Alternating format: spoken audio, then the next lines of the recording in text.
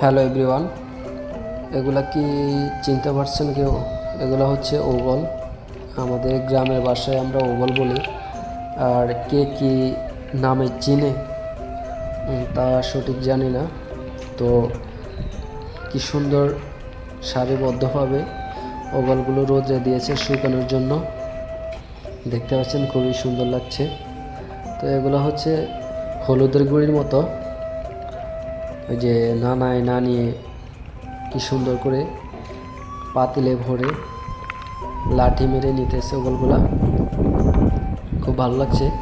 তো এগুলা দুধ দিয়ে রান্না হয়, পায়েসের মতো রান্না করে, কেউ কেউ শুকনো রান্না করে, খুবই মজা নারিকেল দিয়ে।